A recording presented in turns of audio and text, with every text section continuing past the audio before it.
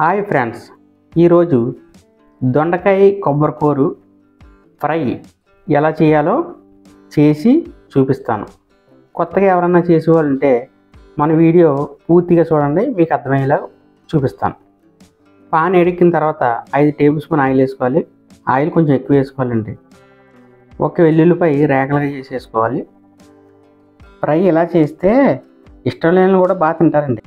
2 స్పూన్లు పచ్చెనపప్పు, 2 స్పూన్లు పొట్టుమినపప్పు, 2 స్పూన్లు పలుకులు తక్కువ వేసానండి, మీకు కావాలంటే ఇంకా ఎక్కువ వేసుకోవచ్చు. ఇలా పోపులు ఎక్కువ వేసి వండితే పిల్లలు చాలా ఇష్టంగా తింటారండి. 1/2 టీ స్పూన్ జీలకర్ర, 3 ఎండుమిరకాయలు ముక్కలుగా చేసేసుకున్నాం. కరివేపాకును కూడా వేసి బాగా కలుపుకోవాలి.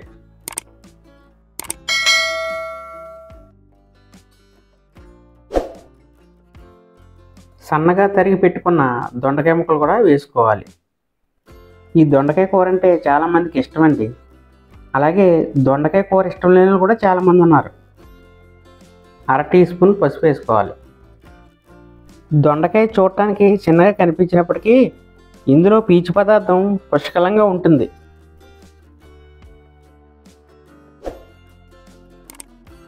మూత పెట్టి 10 నిమిషాలు లో ఫ్లేమ్లో ఉడకనివ్వాలి. 10 నిమిషాలు అయిందండి, మూత తీసి చూద్దాం.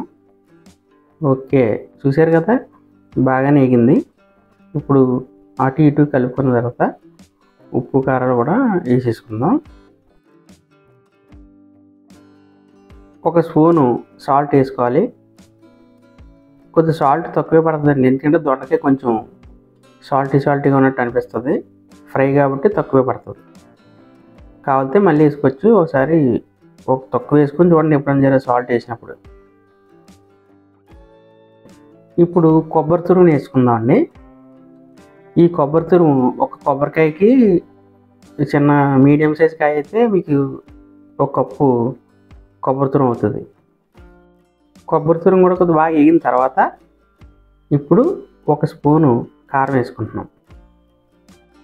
ఈ దొండకాయలో బీటా కెరోటిన్తో పాటు vitamin B complex, vitamin C, vitamin A వంటి పోషకాలు కూడా ఇందులో ఉంటాయి.